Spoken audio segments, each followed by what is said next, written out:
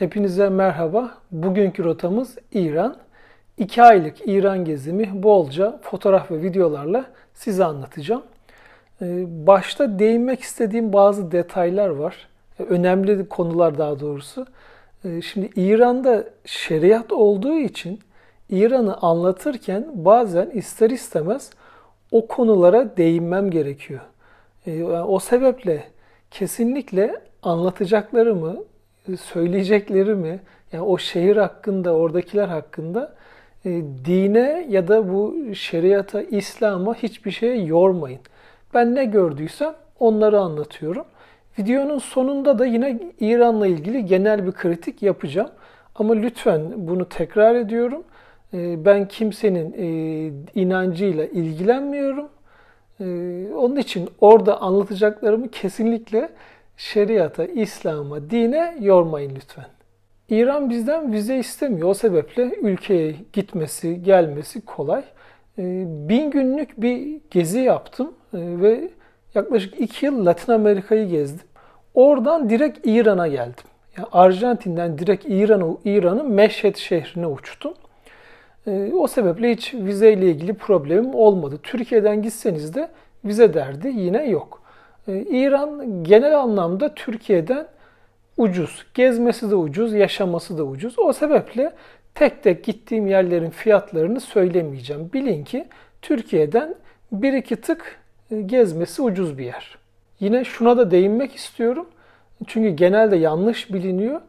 İran'da Arapça konuşulmuyor. İranlıların dili Farsça ve İranlılar Arap değil. Yani onlar İranlı ya da Pers diyebilirsiniz. Yani kesinlikle Arap değiller. Ve İranlılar da bu durumdan biraz da muzdaripler. Onu da böyle belirtmiş olayım ve anlatmaya başlayayım. Arjantin'den önce Katar'a, Katar'dan da Meşhed şehrine uçtum. Couchsurfing'den Omid'i buldum. Omid Afgan asıllı biri, İran'da yaşıyor. Biz seni ağırlarız, bizde kalırsın dedi. Hem ben İran'dan sonra Afganistan'a gidecektim. Zaten İran'a gitme sebebim de aslında oydu. Sadece Afgan vizesini almak içindi. Ama sonra baktım ki İran çok güzel. Gezilecek, görülecek çok fazla yeri var. Onun için 2 ay İran'da gezdim. Şimdi havalimanından indim ve Omid'in evine doğru gidiyorum.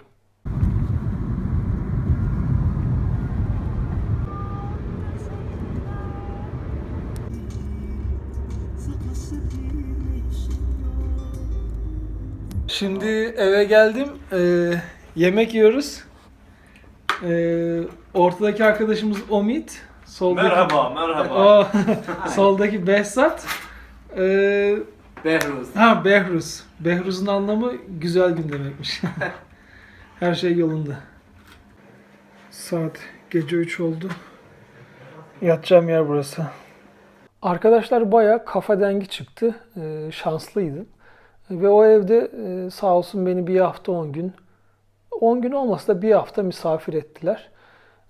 Sonraki günler beni gezdirdiler de. Akrabalarıyla tanıştım. Ertesi gün Behruz ben seni gezdireyim abi dedi, hani işte Meşhed şehrinde bazı önemli yerlere. İmam Reza'nın türbesine gittik ilk başta. Zaten Meşhed'deki en önemli yapı orası. Çünkü İranlıların %90'ı 95'i Şii, resmi rakamları öyle diyor. Ve o İmam Reza'nın türbesi de onlar için yani hacca gitmek kadar değerli. Önce o türbeye gittik ve türbenin etrafında da cami var zaten. Büyük de gösterişli bir cami. Caminin bazı yerleri altın kaplama. İçinde böyle duvarlarda, tavanlarda aynalar var. Çok süslü, güzel bir cami. Camiyi gezdik. Oraya gitmeden önce ben hani böyle şimdi o gibi önemli camilere giderken bekliyorum hani içeri girince acaba böyle bir şey hissedecek miyim, farklı hissedecek miyim diye. Ama ne yalan söyleyeyim, orada normal bir cami gibi geldi bana. Ekstra bir şey hissetmedim. İçeride biraz yarım saat kadar durduk, dolandık, oturduk. Sonra Behruz ben seni pek bilinmeyen bir yere götüreceğim dedi. Caminin aşağısına indik, aşağısına götürdü. Şimdi merdivenlerden indik. Böyle nasıl diyeyim, neredeyse basketbol sahası kadar bir yer. Ama tabii tavan alçak. Zeminde beyaz mermer taşlar var. Bazı yerlerde kadınlar Kur'an okuyor. Ufak sandalyeye oturmuşlar. Behruz da hemen birine para verdi. Oradan bir yer gösterdi. Orada kadın Kur'an okumaya başladı. Ben tabii çok anlayamadım olayı ilk başta. Biz oralarda yürüyoruz. Dedi burada ölüler var. Burası mezarlık dedi. Benim dedem de hatta burada dedi. Şimdi ben ona Kur'an okutuyorum dedi. Ama biz üstünde yürüyoruz. Nasıl ya dedim. Burada şimdi bizim altımızda ölüler mi var dedim. Evet dedi. Hem de 3 kat halinde dedi onlar dizili. Öyle tek tek de değil. Şimdi tabii bize göre biraz tuhaf bir durum. Bizim yani mezarlığın üzerinde yürümeyiz. Ama orada herkes bir şekilde yürüyor. Zaten başka türlü geçiş yolu da yok. Sonra anladım, daha doğrusu anlattı. Oraya gömülmek öyle çok kolay bir şey değilmiş. Para veriyormuşsun. Ortalama 30 bin dolardan başlıyormuş oraya gömülmenin bedeli. Eğer İmam Reza'nın türbesine daha yakın gömülmek istiyorsanız o zaman 100 bin dolara kadar çıkıyormuş ödeyeceğiniz para. Tabii insanlar hep oraya gömülmek istediği için zemin dolmuş. Artık aşağıya böyle katlı ranza sistemi yapmışlar ve şu an 3 kat varmış. Tabii benim yine çok tuhafıma gitti ama saygı duyuyoruz. Yani onların görüşleri, inançları öyle. Dedim peki o toplanan para ne oluyor? İşte oradaki cami yıldan yıla ufak ufak büyütülüyormuş. Oradaki harcamalarda kullanılıyor ya da İran'daki farklı projelere kaynak oluyormuş. Camiden çıkıp şehri gezmeye devam ettik.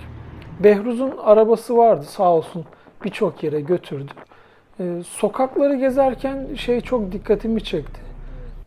Her yerde şehitlerin resimleri var. Bir de zaten türbe de orada olduğu için şehir böyle bir matem havasında gibi. Kadınlar siyah çarşafı çok giyiyor orada. Yani İran'ın diğer şehirlerine göre Meşhed'de çok fazla siyah giyen kadın gördüm. O anlamda böyle hani çok hareketli bir şehir değil. Ama tabii orada tanıştığım arkadaşlar şunu da söyledi. Meşhed İran'daki en dini şehirlerden biridir ama aradığın her şeyi de bulursun. Burada her şey yapılıyor da demişlerdi. Sonraki gün o 3 arkadaştan diğeri Behzat olan beni akrabaların evine davet etti. Dedi hani biz ailece oturup yemek yiyeceğiz. Sen de seviyorsun böyle kültürleri, istersen gel. Dedim tamam olur gelirim. Öğle saatlerinden sonra çıktık. Behzat'ın akrabasının evine girdik. Şimdi evde yaklaşık 10 kadar kişi var. İşte 5-6 genç, orta yaşlarında 1-2 kişi. Bir de 80 yaşlarında bir nine var. Şimdi ben evden içeri girdim. İşte bir selamünaleyküm dedim. Tabii nineyi görünce ayakta, o da karşılıyordu. Ben gayri ihtiyarı olarak elimi uzattım. Hani ninenin elini öpmek istedim. Hemen araya girdiler. Hey sen ne yapıyorsun dediler. Olmaz öyle, sen erkeksin, o kadın, ona dokunamazsın falan. Allah'ım dedim yani kadın 80 yaşında, ben ne yapacağım ona? Alışmışız yani, ben yaşlı birini görünce de eve girmişim, elini öpmek istedim, bizim adetler öyle diye. Ama orada biraz da tabii boş bulundum, boşluğuma geldi. Ufak bir hengame yaşadık. Bir soğuk rüzgarlar esti ilk başta ortamda. Sonra oturduk. Neyse ortam ısındı tabii. Yemekler geldi. Dışarıdan kebap söylemişlerdi. Yine orada başka şeyler de vardı. Oturduk güzel güzel yedik. Sohbet ettik. Sonra çay faslına geçildi. İranlılar çayı çok seviyor. Aynı bizim gibi. Sıkı da çay içiyorlar yani. O sırada birden evdeki çocuklardan biri bir müzik seti getirdi. Müzik setini kurdular. Dediler şimdi dans zamanı. Allah Allah. Dedim herhalde eğleniyorlar demek ki. Böyle yani güpegündüz ama olsun. Şimdi çocuk müziği açtı, oynadı, başladı dans etmeye. Sonra öbürüne geldi sıra. Sonra bizim Behzat kalktı. Beraber oynuyorlar. Tabii yani yan tarafta kadınlar var. Aynı odadayız. Onlar oturup böyle izliyor. Biz erkekler oynuyor. Şimdi düşündüm, herkes sırayla geliyor. Sıra bana da gelecek muhtemelen. Şimdi Behzat işte kalktı, oynadı. Sonra geldi, illa beni de kaldırıyor. Dedim yok ya, ne dansı şimdi? Ne alaka yani? Yok dedi, hadi kalk işte sen de bize Türkiye'den dans göster. Ya dedim yok, ben oynamam. Allah Allah. Herkes gülüyor, herkes alkışlıyor, illa kalk kalk diye, böyle tuhaf bir ortam. Sanki düğüne gitmişiz de zorla teyzeler kaldırır ya. Ya dedim Behzat, olmaz, mümkün değil. Yok, illa ısrar ediyorlar. Tuttular, kaldırdılar, odanın ortasına getirdiler beni. Yok dedim ben, ya dans edemem, öyle bir şey olmaz. Pes etmiyorlar. O sırada aklıma geldi. Dedim bizim orada erkek erkeğe dans edilmez dedim. Yani kadın erkek karşılıklı dans eder dedim. Eğer oradaki kadınlardan biri de gelip benimle dans ederse o zaman dans ederim dedim. Öyle deyince o dediler, o mümkün değil. Bizde öyle şey olmaz. Kadın erkek dans etmez. Katliam olmaz dediler. Ben öyle yırttım. Sonra oturdum, onların danslarını izledim. İran'a gittiğimde Nevruz zamanıydı. Ve onlarda Hafşin denilen bir adet, gelenek var. O da hani S harfiyle başlayan 7 işte yiyecek ya da bitki ya da sebze diyeyim, anlamı o. Bunu nasıl diyeyim, bankada bir köşede görebiliyorsunuz, alışveriş merkezinin girişinde görebiliyorsunuz, evlerin salonunda bir masanın üzerinde o 7 tane şeyi koyuyorlar. İşte onlar ne? Sebze filizi var mesela. Bunların hepsinin de bir anlamı var. Sebze filizi yeniden doğuşu, sarımsak sağlığı, elma güzelliği, sumak gün doğuşunu, sirke yaşlılık ve sabırı, İğde ise sevgiyi simgeliyor. Sikke yani para ise bereketi temsil ediyormuş. Tabii bunların yanına günden güne eklenen şeyler de olmuş. Böyle buğday tatlısı eklenmiş, o da refahı simgeliyormuş. Sonradan balık koymuşlar. Şimdi Japon balıkları da oluyor. Onu da birçok yerde gördüm. Bu böyle çeşitlendirilebiliyormuş. Hatta bazı yerlerde ayna ve yanında Kur'an-ı Kerim olduğunu da gördüm. Ve buna bayağı değer veriyorlar, bu geleneklerine. Eğer Nevruz zamanı giderseniz orada her yerde görebiliyorsunuz. Ve bunu yeni yıl işte hani kabaca uğur getirsin diye yapılıyormuş. Öyle bir gelenek. Akşamları tabii işte Omid'in, Behzat'ın evinde arkadaşlarla sohbet edip oturuyorduk. Onlar İran'dan, Afganistan'dan anlatıyordu. Ben gezilerimden anlatıyordum. Sonra Afganlı Omid şey dedi, ya sen böyle kadınlara yönelik projeler yapıyorsun. Gejme Adası'nda böyle yüzleri maskeli kadınlar var. Belki ilgini çeker dedi. Benim amacım Meşhed'den aslında Afganistan'a gitmekti. Google'dan bir ufak araştırma yaptım. Yani o kadınların maskeli fotoğrafları çok ilgimi çekti. Dedim orada havalimanı var mı? Var dediler. Hemen internet sitesine girip İran Hava Yolları'ndan bir uçak bileti ayarladık. Ertesi gün ya da 2 gün sonra ben Meşhed'den direkt Gejme Adası'na gittim. Şimdi havalimanına indim ama nereye gideceğimi, ne yapacağımı hiç bilmiyorum.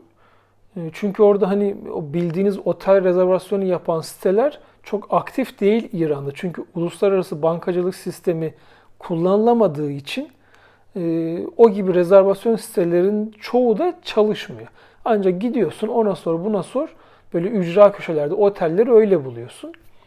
Ben de havalimanına indim, orada bir genç bir çift gördüm. Onlara yanaştım biraz. İngilizce de biliyorlar.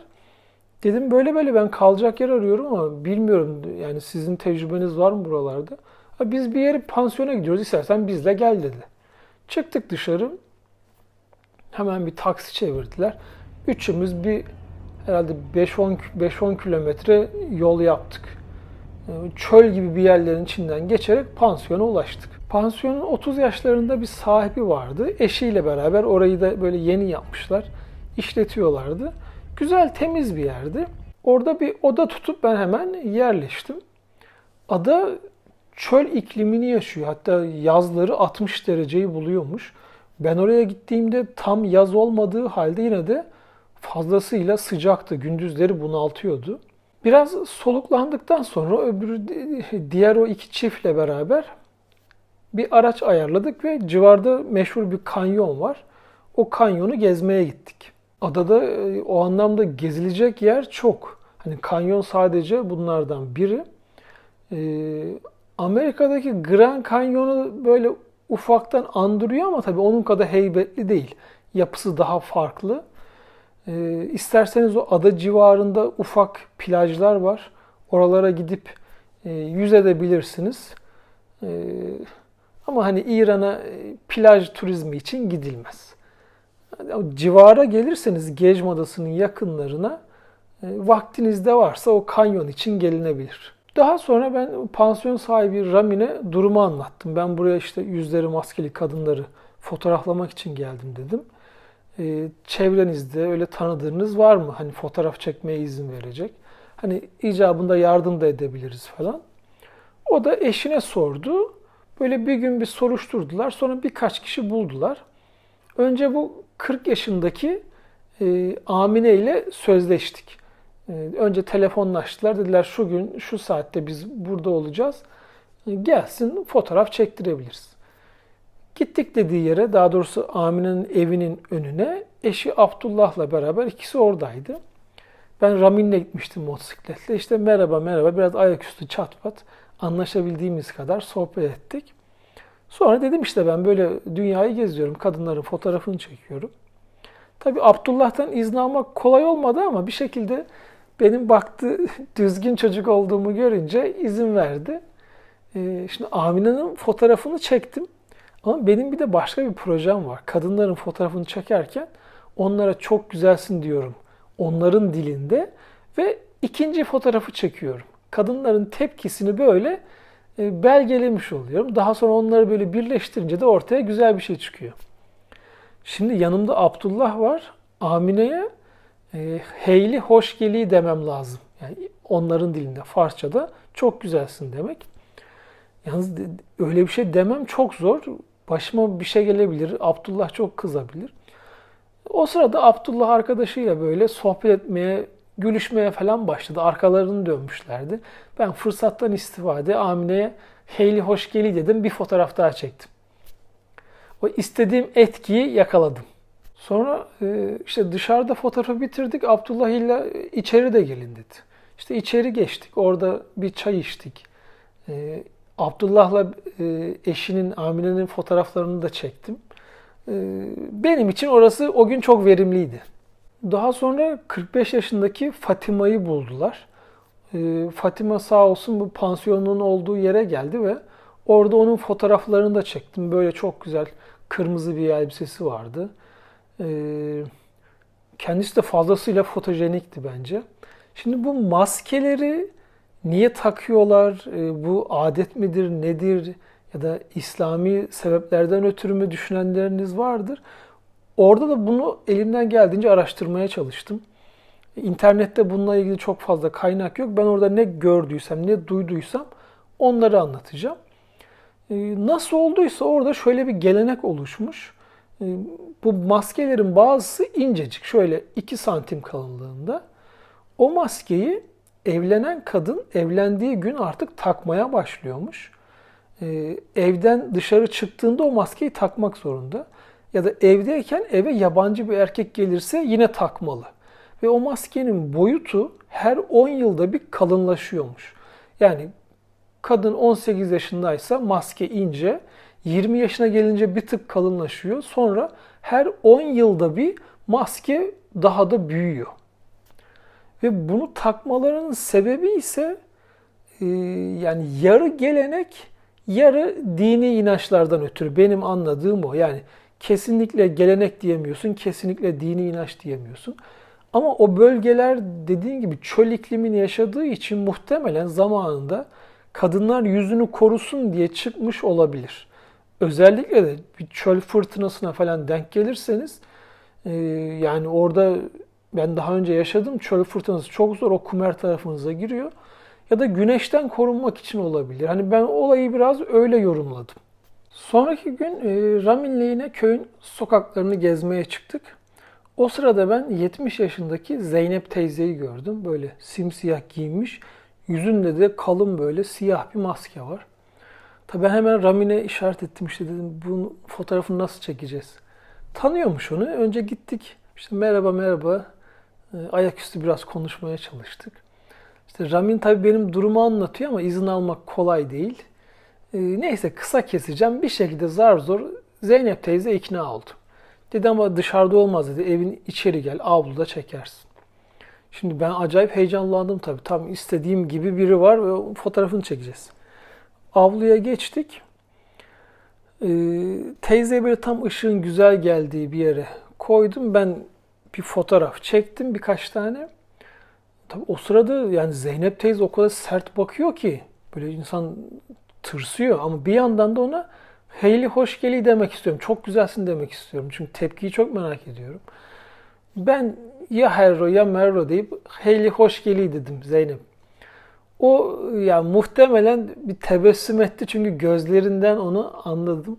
Yüzünde maske vardı tabii. Güldüğünü başka türlü göremiyorsun. Oradan istediğim fotoğrafları aldım. Zeynep teyzeye çok teşekkür ettik. Ve oradan ayrıldık. Yalnız ben daha sonra Zeynep teyzenin maskesini almak istedim onda. Hani onu ikna ederek. Ramin'e söyledim.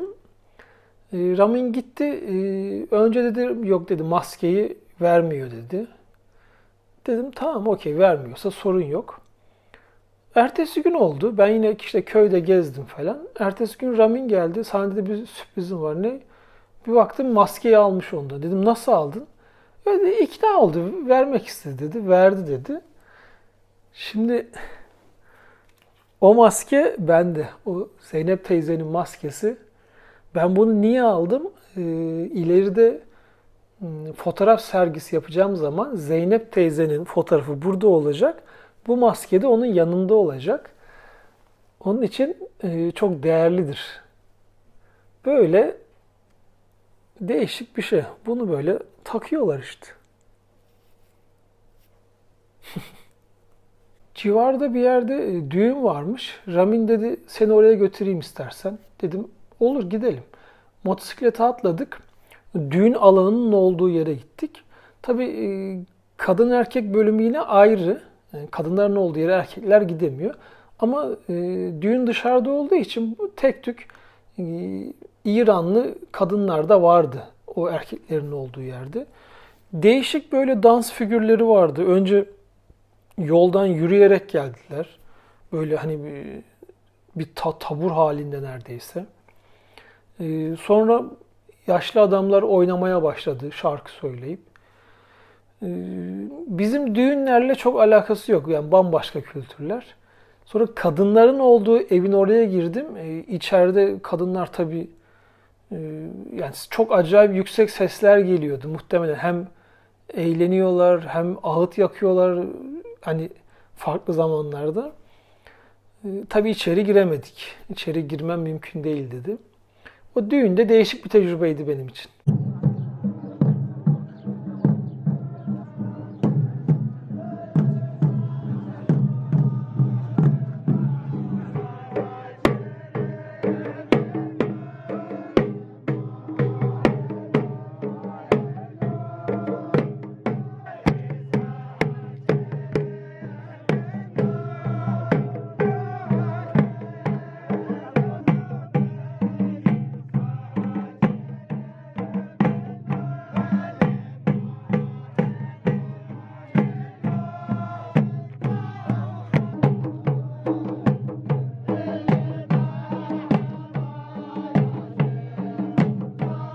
Adadaki gezimi bitirdikten sonra hemen karşı taraftaki Minab şehrine gittim.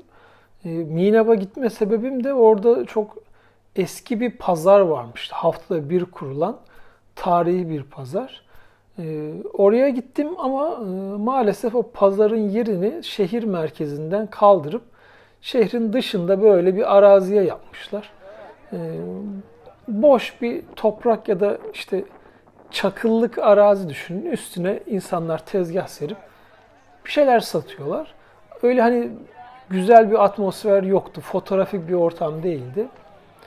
Çok orada umduğumu bulamadım. Onun için Minap'ta bir gece kalıp ertesi gün Kerman şehrine geçtim. Kerman'ın en önemli böyle ikonik yeri Bam Kalesi. Bu kale 1800 yıllık ve 200 yıl öncesine kadar da o kalenin içinde birileri yaşıyormuş. Yani orada hayat varmış. Ama 2003 yılında bir depremden sonra kale çok büyük zarar görmüş. Neredeyse her tarafı yıkılmış. Şimdi yeniden orayı restore etmişler ama tabii her taraf cillop gibi çok yeni, yani böyle tarihi bir kale gibi durmuyor maalesef. O kalenin en büyük özelliği de kerpiçten yapılan en büyük kale olarak biliniyor dünyada. Tabii kerpiçten yapıldığı için de öyle yüzyıllarca çok ayakta duramamış. Ertesi gün şehir merkezini gezmeye başladım. Böyle çok güzel hanlar var. Tarihi hanlar. Atıyorum işte halı satan da var, incik boncuk satan da var. Ne ararsan bulabiliyorsun.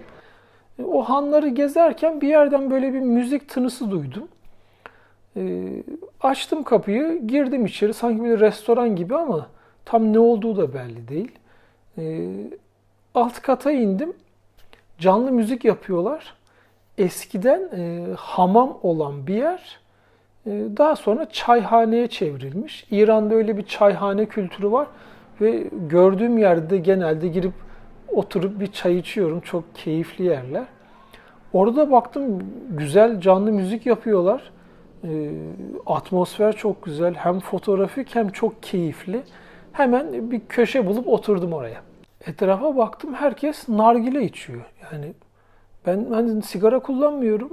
Nargile de yani ayda yılda bir şey olacak da arkadaşların yanında öyle eşlik edeceğim onlara, o kadar yani. Ama ortam o kadar güzeldi ki ben de bir nargile söyledim. Ama tabii nargile sağlığa zararlıdır.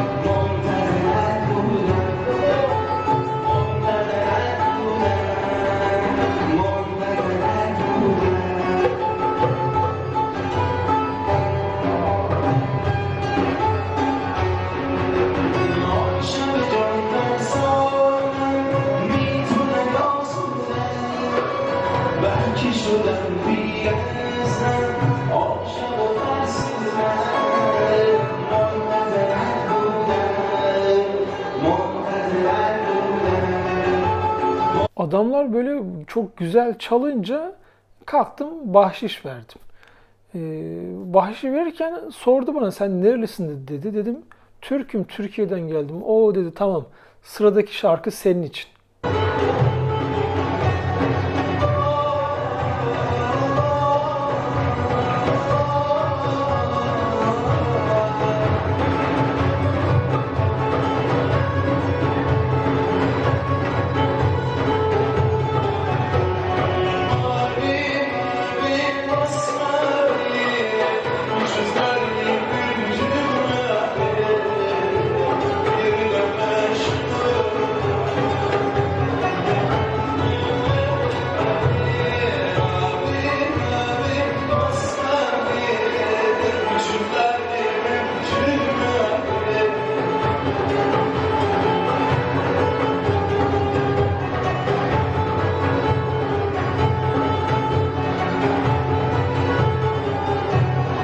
O gün çok eğlendim orada. Acayip keyif aldım. Hem güzel güzel şehri gezdim. Oturdum, çay kahve içtim.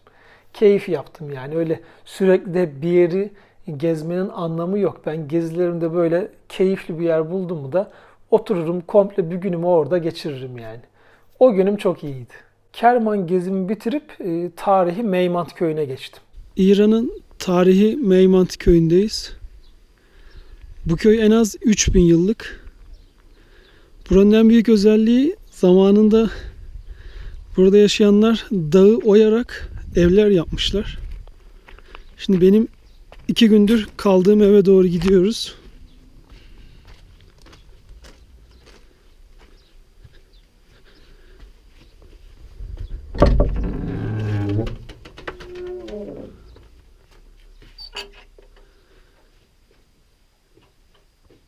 Duvarların siyah olması içeride ateş yakıldığı için şu ocakta isten kaynaklı.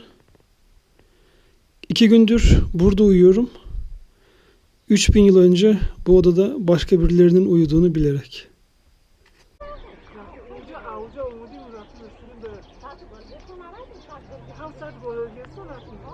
Buranın en az 2500-3000 yıllık olduğu biliniyor. Ama bazı arkeologlar 8 ya da 12 bin yıllık olabileceğini de söylemiş. O kadar eski bir yer. Tabii işte kaldığım yeri gördünüz. Ben orada 3 gün kaldım. İlk gece yalan yok yani. Biraz tırstım ya, her taraf simsiyah. Işığı yakarak uyudum. İlk gecem öyle geçti. Ne yapayım? Çünkü orada şöyle bir şey de var. Şimdi bazı mağaraların kapıları o kadar küçük ki benim belime geliyor. Yani 1 metre var yok. Şimdi diyorlar ki bu mağaraları aslında insanlar yapmadı. Yani tabii çok inanamıyorsun öyle şeylere ama bir insan yaptıysa niye kapısını 1 metre yapsın? Niye daha büyük yapmasın? Tabii bunları kafanda kuruyorsun. Gece rahat uyuyamayabiliyorsun ama İlk geceden sonra orada çok rahat uyudum. Çünkü o kadar sessiz ki ben öyle sessiz bir ortamda bulunduğumu çok hatırlamıyorum yani. Yatıyorsun mesela, kafanı yastığa koydun, neredeyse kalbinin atışını duyacaksın. Öylesine bir ortam. 3 gün orada çok değişik geçti. Köyde toplam 400 hane, 250 oda var. Bu hanelerin çoğu da sahipli. Arada bir iki tanesi de böyle benim kaldığım gibi pansiyon gibi işletiyor. Köyde hani gezilip görülecek birkaç yer var. Eski bir hamam var, okul var. Cami ve Zerdüşlerden kalma bir ateş tapınağı var. Ama köyde pek insan kalmamış. Tek tük yaşlı kişiler vardı. Gençler hepsi şehre göçmüş. Hadi yaşlıları da götürmüşler. Köyde o anlamda hani böyle mağaralar tamam çok binlerce yıllık ama insan yok maalesef oturup böyle geçmiş sorabileceğin. Şimdi bu köye ilk gelip odama yerleştim. Çantayı odaya bıraktım ve bir dışarı bakmak için çıktım. O sırada 40-50 metre yukarıdan yani hemen benim komşum diyebileceğim bir yerden teyze bana baktı böyle gel gel diyor, ses ediyor. Ben de gittim. Böyle 40 yaşları, 40-50 yaşlarında bir teyze. Selamünaleyküm dedim. Tabii öyle deyince şaşırdı. Sen işte yani çatpat nerelisin dedi. Dedim Türk'üm, Türkiye'den geliyorum. O sırada teyzenin oğlu ya da abla diyeyim ya. Ablanın oğlu geldi. 12 yaşlarında çatpat İngilizce biliyor. İlle beni içeri davet ettiler.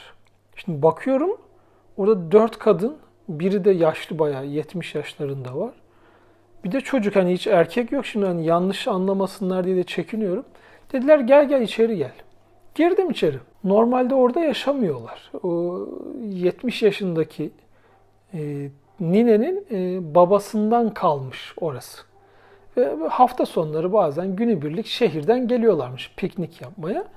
Biz şimdi yemek yiyeceğiz. Sen de gel bize katıl dediler. Beni izleyenler bilir yani ben yemek varsa oturur yerim. Ben de çok yemek seçme adetim yoktur. Yemek buldun ye, dayak buldun kaç. Şimdi eşkene çorbasını içeceğiz. Sabah köye geldiğimde bu aileyle tanıştım. Gün boyu onlarlayım. Böyle ev yapımı ekmek de var.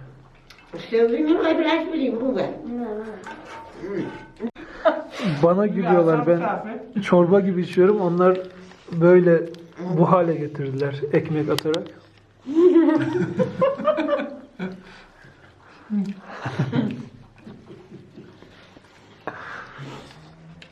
Tabii onların adetine uymak lazım aslında. Ben de onlar gibi yaptım.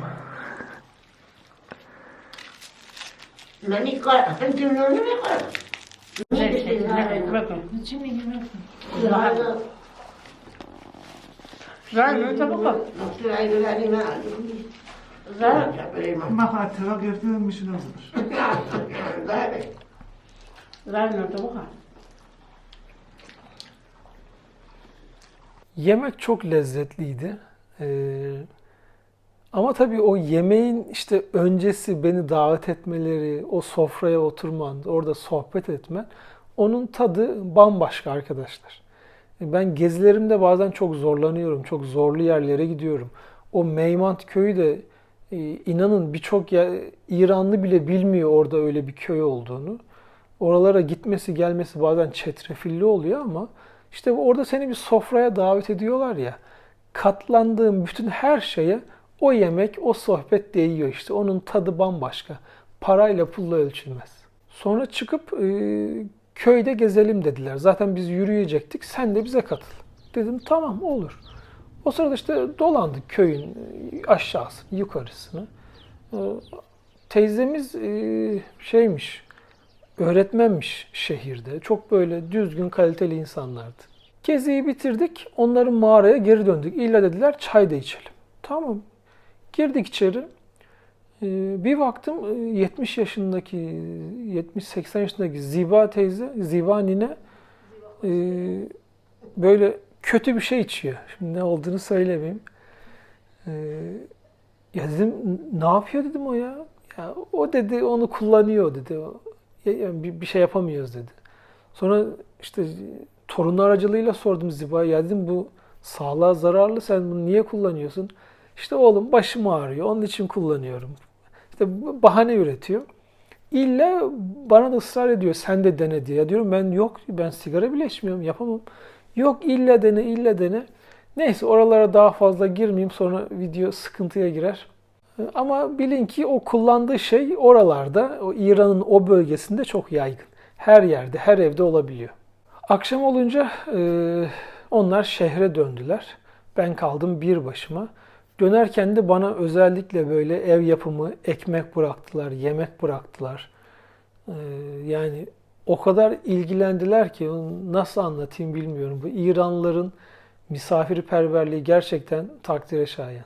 Ertesi gün ben yine çıktım köyde dolanıyorum işte belki ilginç bir şeyler bulurum diye hem fotoğraf çekerim diye. O sırada Abdullah abiyle tanıştım. O da başka şehirden ailesiyle beraber gezmeye gelmiş. Öyle ayaküstü konuştuk. Tabii benim yabancı olduğumu anlayınca da böyle daha da bir sıcak davrandılar.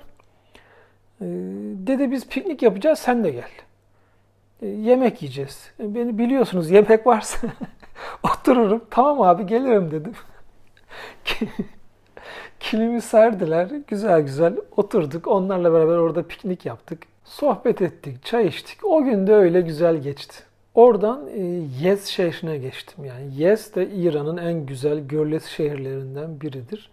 Özellikle o şehir merkezindeki daracık sokaklar, eski yapılar sanki böyle size 2000 yıl, 3000 yıl öncesindeymişsiniz gibi hissettiriyor. Zaten şehir de 3000 yıllık. Yez'den ben fazlasıyla etkilendim. Yani çok sevdim orayı. Zamanında sokakları bu kadar dar yapmalarının sebebi sıcaktan daha az etkilenmek içinmiş. Yazın buralar aşırı sıcak olduğundan korunmayı kısmen böyle bulmuşlar. Bir de evlerin üstünde badgir denilen rüzgar bacaları vardı. Bunu birçok yerde gördüm. Başka şehirlerde de gördüm. Bu bacalardan evin içine doğal hava akışı sağlanıyor ve kısmen işte serinlik elde ediyorsunuz. Günümüzde hala o badgirleri kullanıyorlar. Diğer bir konu, eğer Zerdüştlükle ilgileniyorsanız Yezd şehrinde ve civar ilçelerde Zerdüştlerin tapınakları var, ibadethaneleri var, yaşayan Zerdüştler var. Hani ben oralara da gidip fotoğraf, video çektim ama şimdi o konulara çok girmeyeyim, yoksa bu video bitmez, çok uzar.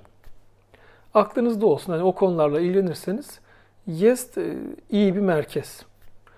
Daha sonra İran'ın belki de en güzel şehri Şiraz'a geçtim. Şiraz hem modern şehir hem diğer yanda da eski şehir merkezini de korumuşlar. Mesela eski şehir merkezine gidiyorsun, aynı Yezd'deki gibi daracık sokaklar, kerpiçten yapılma evler, yine böyle tarihin içindeymiş gibi hissediyorsunuz. Şiraz'ı gezmek çok zevkli, keyifliydi. Bu tarihi de böylesine güzel korumaları ayrıca takdire şayan. Şiraz'da gezecek onlarca yer var. Yani hepsine gideceğim deseniz bir hafta 10 gün ancak yeter. Ben tabii hepsine gidemedim. Ama ne yaptım? En meşhurlarından başladım. Nasır el Mülk Camii çok iyiydi. Bu cami 1876-88 yıllarında Mirza Hasan Ali Nasır el Mülk tarafından yaptırılmış. Caminin mimarları ise Muhammed Hasan ve Muhammed Rıza Kişesazi Şiraz'mış. Burayı böylesine güzel ve özel yapan şey caminin güneşle beraber hayat bulması. Şöyle anlatayım. Sabah güneşi caminin vitraylarına vurduğu an vitraydaki renkler caminin içini adeta bir renk cümbüşüne çeviriyor. Bu görüntülerden etkilenmemek imkansız. Günümüzde yapılan camileri düşününce 120 yıllık bir caminin mimarlarına insan şapka çıkarmadan edemiyor. Burası gördüğüm en güzel camilerden biriydi. Oradaki işte fotoğraf ve videoları bitirdikten sonra çıkıp şehri gezmeye başladım. Yine klasik iş hanları var. Envai çeşit her şeyin satıldığı. Bizim İstanbul'daki Mısır Çarşısı'na benzeyen yerler. Hani oraları gezmesi çok keyifli. Ertesi gün belki de İran'daki en önemli yerlerden biri olan Persepolis Antik Kenti'ne gittim. Persepolis bizdeki Efes Antik Kenti'ne çok benziyor. Yapımına M.Ö. 500'lü yıllarda başlanıldığı tahmin ediliyor. Ve yapımı 150 yıl sürmüş. Saray ve tören alanı olarak kullanılmış. Yani insanlar orada daha önce halk yaşamıyormuş. Antik kentin her yerini gezmek yaklaşık 3 saatimi aldı. Yani İranlılar burayı çok fazla övüyordu ama yani ben buradan o kadar çok etkilenmedim. Büyük beklentiyle gitmiştim. Ama bizim Efes Antik Kenti sanki buradan daha iyidir diyebilirim. Buradan çıktıktan sonra yakın civardaki 4 büyük kralın mezarının olduğu Nakşirüstem'e gittim. Vakti zamanında dağa oyularak 4 tane mezar yapılmış. Devasa büyüklükteki bu oyuk ve mezarlar bana göre Persepolis kadar etkileyiciydi. Orayı ben daha çok sevdim belki de, öyle söyleyeyim. Yeri gelmişken şu konuya da değineyim. Şimdi İran'da kadınlar gerçekten güzel ama Şiraz'daki kadınlar yani ayrı güzel diyebilirim. Yani hani gördüğümü söylüyorum, kimse yanlış anlamasın. Orada bir gün kafeye gittim, bir şeyler yiyeceğim. Baktım tüm masalar dolu. Ben de siparişi verdim. Bir masada 2 tane güzel kız oturuyor. Ben de selam verip oturabilir miyim dedim. Onlar tabii buyur dediler. Sonra sohbete başladık. Arkadaş olduk. Ertesi gün 2 arkadaşı daha geldi. 4 kızla beraber ben Şiraz'da bir gün öyle gezdim. Onların fotoğraflarını çektim. Hani bunu niye anlatıyorum? Birçoğunuz muhtemelen İran'da şeriat var. Kadın erkek böyle kafede tanışamaz, beraber gezemez gibi düşünebilir. Ama hani Şiraz'da öyle bir şey yok. İran'ın birçok şehrinde öyle bir şey yok. Belli başlı böyle çok katı kuralların olduğu bölgeler olabilir. O konulara videonun sonunda değineceğim ama Şiraz dediğim gibi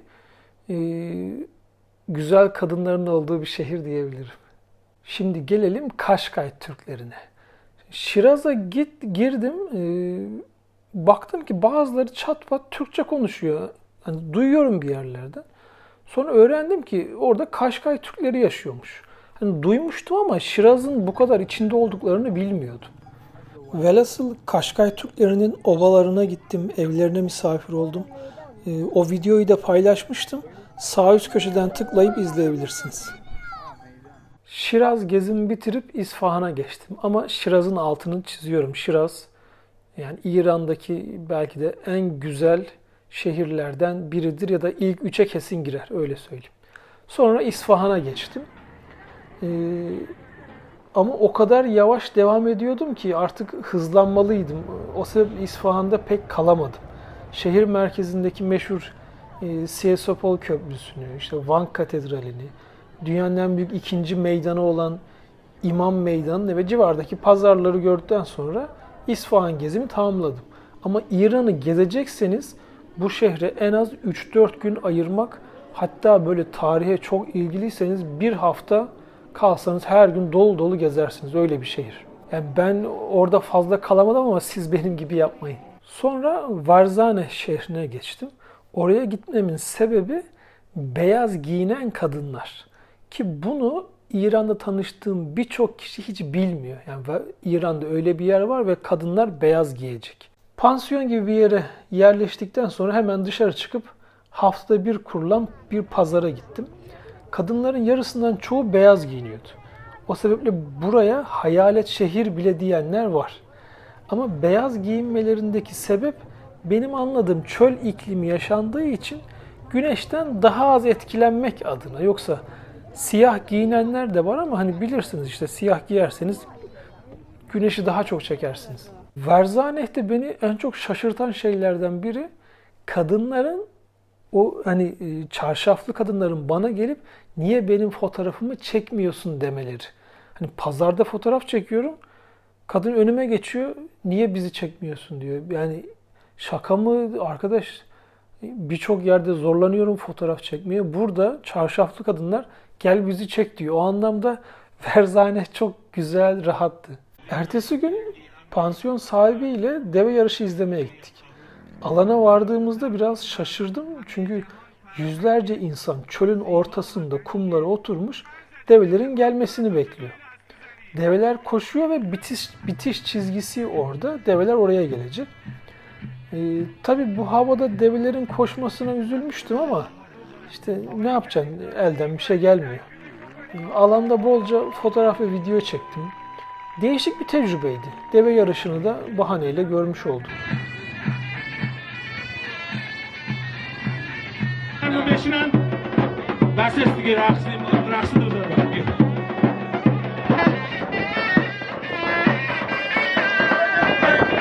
دو خیلی خوش اومدید.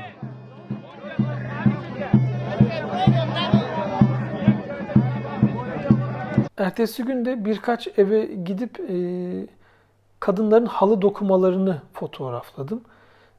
Kimin evine misafir olsam çok iyi karşıladılar.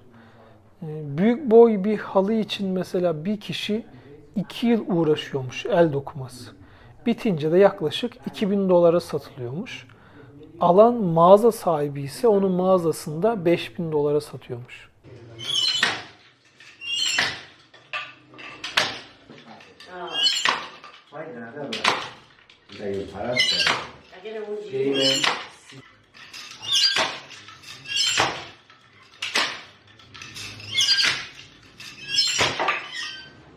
Daha sonra Abiyaneh köyüne geçtim. Burası ufak, şirin ama fazlasıyla turistik bir köy. Köyde yaşayanlar varlıklı. Hani turistik derken yabancı turist gibi çok düşünmeyin. Çünkü İran'da benim gördüklerim genelde hep yerel turistlerdi. Arada tek tük Avrupalı turist de vardı ama geneli yerli turisti diyebilirim. Kaldığım pansiyonun sahipleriyle etrafı biraz gezdik. Eski bir Zerdüşt tapınağına gittik. Sonra oradaki bir çayhanede mola verdik. Yine güzel bir çayhaneydi. Sokakları gezerken ev kapılarının yanında siyah delikler olduğunu gördüm. O bayağı dikkatimi çekiyordu. Sordum yanımdaki arkadaşa. O da anlattı işte dedi. Eskiden dedi kilit sistemi olmadığı için ahşaptan böyle bir anahtar ve düzenek yapılıyormuş. O gördüğün siyah yere de böyle anahtarla elini içeri sokup o anahtarı düzeneye geçirdiğinde kapı açılıyormuş. Köydeki her kapının anahtarı da böyle farklıymış. Ama artık bu sistemi sadece ahırlarda kullanıyorlarmış. Çünkü normal evlerde bildiğimiz kilitli kapılardan var. Bazı kapılarda da böyle 2 tane tokmak oluyordu. Biri kadın, biri de erkek misafirler içinmiş. Buradan Tahran'a geçtim. İşte Tahran klasik başkent. Her taraf beton. Trafiği de çoktu.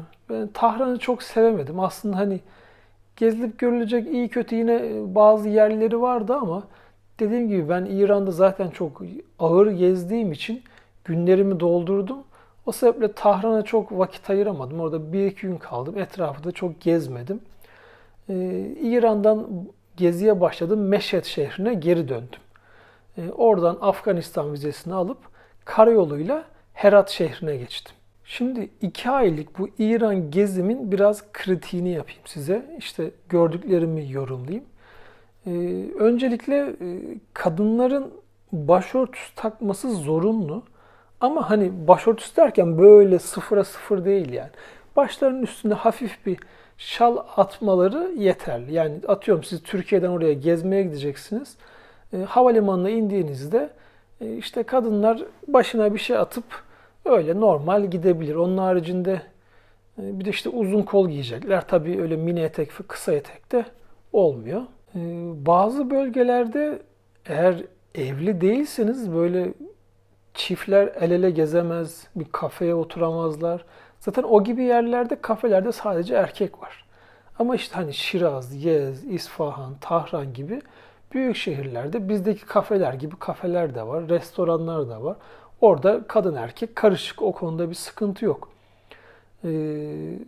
Yani İran'da ben şunu gördüm. İranlı kadınlar gerçekten çok güçlü, acayip kendilerine güvenleri var. Bunu o gezimde hissettim ben. Nasıl oldu bilmiyorum ama İran kadınları bence acayip güçlüler.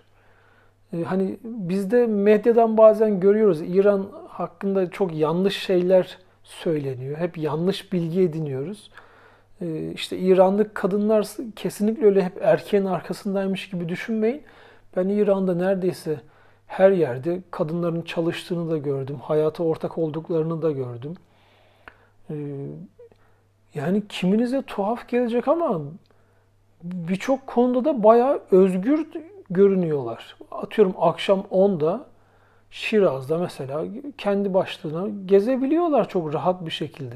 Hani bu zaten doğal ama bizde medyadan görünen bu değil ya, onun için anlatıyorum. Ben orada İran'daki kadınların gücüne gerçekten saygı duydum. İranlı gençler, yani tanıştığım herkes çok eğitimliydi. Yani dünyada ne olup bittiğini biliyorlar. Neredeyse hepsi üniversiteye gitmiş. Yani köye gidiyorum, 15 yaşındaki, 12 yaşındaki çocuk İngilizce konuşabiliyor. Ha tamam, çok iyi değil ama bir şekilde çat pat biliyorlar. Hatta kimisi benden iyi İngilizce biliyor. Yani benim İngilizcem çok iyi değildir. Ama işte bazen konuşmaya çekiniyorlar. Ben bilmiyorum diyor. Halbuki konuşabiliyor. Yani eğitim konusunda İran bence gayet başarılı bir ülke. Tabii olumsuz yanlar da var. Mesela tanıştığım gençler, ki çoğu da erkekler, ülkeden bir şekilde ayrılmak istiyorlar. Tabii onu ilk başta anlayamıyorsun ama ülkede 1-2 ay kaldıktan sonra o rejimin baskıcı yanı bir şekilde seni rahatsız ediyor. Ve ben İran'da 2 ay gezdim. Bana deseydin ki 4 ay gez, inanın gezemezdim. Çünkü o baskı bir şekilde sizi rahatsız ediyor ve fazla kalmak istemiyorsunuz. İran gezmek için güzel ama yaşamak için o anlamda biraz zorlayıcı bir yer. Mesela tanıştığım bir genç ateistti. Çocuk yazılımcı, çok böyle aklı başında. Zaten devlet dairesinde çalışıyor. Ama işte ben ateistim dedi. Ülkemizde şeriat var. Dedim ne oluyor, nedir zorluğu? Mesela öğleden sonra bir imam geliyormuş ofislerine. Namaz kıldırıyormuş. Diyor ki o namaza katılman lazım. Hani bir gün katılmazsın, 2 gün katılmazsın. Eğer 3. gün katılmazsan seni işten çıkartırlar diyor. Dedim sen ateistsin, nasıl yapıyordun diye sordum. Ne yapayım dedi. Namaz kılarken ben içimden şarkı söylüyordum. Kılıyormuş gibi görünüyordum dedi. Yani böyle sıkıntılı durumlar da var. Diğer bir konu Türkleri çok seviyorlar. Ben İran'a gitmeden önce diğer gezginlerden duymuştum. Hani işte orada gezmek rahat, bizi seviyorlar diye, ama tabii birebir yaşayınca daha bir farklı oldu. İran'a gittikten sonra artık İran'ı ve İranlıları daha çok sevmeye başladım. İran'da en sevmediğim iki tane olay var. Biri taksiciler. Galiba dünyada gördüğüm en kötü taksiciler İran'daydı. İşini düzgün yapanları tabii ayırıyoruz. Onlara lafımız yok. Ama bilin ki İran'da taksi kullanacaksanız çok dikkatli olun. Önceden pazarlık yapın. O konuda çok sıkıntılı. Diğer bir konu ise İranlıların taarruf adında bir gelenekleri var. Şimdi bu taarruf nedir? Biraz anlatmaya çalışayım. Mesela biriyle tanıştın. Hadi yemek yiyelim diyor ya. Yemek yiyorsun. İlle diyor işte hesabı ben ödeyeyim diyor. Sen de ilk başta zannediyorsun ki misafirperverliğinden dolayı öyle yapıyor. Ama aslında onu taarruf geleneğinden dolayı yapıyor. Sen diyorsun ki yok ben kendi paramı veririm diyorsun. Ha iyi o zaman ver diyor sana. Ya arkadaş hem diyorsun ilk başta ben öderim hesabı, sonra ha iyi sen ver. Sonra biriyle tanışıyorsun mesela. Seni eve davet ediyor. Eve davet ediyor ama gerçekten isteyerek mi davet ediyor, gönülden, yoksa taarruf geleneğinden dolayı mı yapıyor, bunu anlayamıyorsun. Yani bunu anlaman için İran'da bir yıl falan kalman lazım diyorlar. Ancak ondan sonra bu yani onların misafirperverliğine gölge getirmez. Ama böyle bir adetleri var. Hatta bazen taksiye biniyorsun. Taksici sen misafirsin ya olmaz diyor. Para almam ben senden diyor. Sen yok al diyorsun. Ha iyi o zaman alayım diyor. Böyle tuhaf, sevmediğim bir adet. Aklınızda İran'ı gezmek varsa hiç düşünmeden gidin gezin derim. Yani ön yargılarınızı kesinlikle bir kenara bırakın. Öylesine yani ben etkilendim oradan. Gezilip görülecek çok yeri var. Hani bir tek böyle plaj turizmi, deniz turizmini seviyorsanız o İran'da olmaz. Doğruya doğru, ama onun haricinde bence gideni tatmin eder. Belki duymuşsunuzdur, İran'da ahlak polisleri var.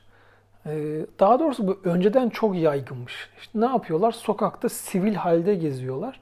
Mesela kadın erkek el ele gidip onlara kimlik soruyor. Eğer evli değillerse ceza alıyorlar. Ama bu şu an artık pek yokmuş. Yani ahlak polisleri önceden çok yaygındı. Günden güne bu azaldığını söylediler. Ülkede uydu anteni güya yasak dediler bana, ama her evde uydu anteni var, görebiliyorsun. Öyle çok katı yasaklar değil. Kadınlar araba kullanabiliyor ve her yerde görüyorsun. Trafikte bolca varlar. Ama kadınların umuma açık yerlerde böyle solo olarak şarkı söylemeleri yasak. Ama hani koro halinde olabiliyormuş. O nasıl oluyor ben de anlamadım. Evinde kaldığım arkadaşlar söylemişti. Hani İran'da konser de yapılıyor ama konserde sadece oturup izleyeceğim. Böyle hoplayıp zıplayıp dans etme maalesef yasakmış. Kadın erkek de yine ayrı ayrı oturuyor tabii. Diğer yanlış bilinen bir konu da İran'daki ev partileri. İçinizde duyanınız vardır muhtemelen. İşte İran'da ev partileri yapılıyor. Şöyle çılgınca şeyler oluyor. Hani söylemek istemiyorum ama işte yok seks vesaire vesaire. Bu çok doğru değil arkadaşlar. İran'da ev partilerine ben de katıldım. Ne yaptık orada? Kız erkek evde toplanıyor. Film açıp izliyorlar. İşte müzik açıyorlar, dans ediyorlar. Nargile içiyorlar. Kimisi sigara içiyor. Bunu dışarıda yapamadıkları için evde yapıyorlar. Bunun adı da ev partisi. Yani ev partisi deyince aklınıza böyle çılgınca şeyler gelmesin. Elbet ki bunu daha ileri boyuta taşıyanlar vardır. Evinde kaldığım arkadaşlar söyledi. Öyle partiler de oluyormuş ama o yani bu işin %10'u %20'si kadar ancadır. Benim anladığım o. O sebeple o yanlış anlaşılmayı da bir düzeltelim. Diğer dikkatimi çeken bir konuysa İran'da çok fazla estetik yaptırılıyor. Hani sokakta gezerken kadın erkek sürekli burnunda bandaj olan estetik yaptırmış kişiler görüyorsunuz. Ben çok şaşırmıştım. Ülkede çok fazla Türk asıllı kişilerin yaşadığı söyleniyor ama hani rakam olarak nedir ben de bilemiyorum. Diğer bir detay, İran hükümeti ülkede yaşayanların %95'inin Şia olduğunu söylüyor. Ama tanıştığım Sunni kişiler bu rakamın hiç öyle olmadığını, neredeyse yarı yarıya olduğunu söylüyorlar. Yine bilemiyorum hangisi doğru. İran gezimde anladığım en net şey şuydu. Bir inancı, dini zorla sevdiremezsin. Bu çok net. İran bunun kanıtı bence. Birçok ateistle tanıştım, evlerinde kaldım. Yani eğitimli kişiler ama bu rejimin baskısı insanları çok fazla rahatsız ediyor ve adam ya da işte kişi dinden daha da çok soğuyor. Yani ben orada öyle bir rejim var da dinle daha çok bağlanmış biriyle hiç tanışmadım. 2 aylık gezim boyunca. O sebeple yani bu gibi şeyleri, dini, e, inancı zorla birine sevdiremezsin. Bu mümkün değil. İran bunun kanıtı. Sonraki videolarda görüşmek üzere.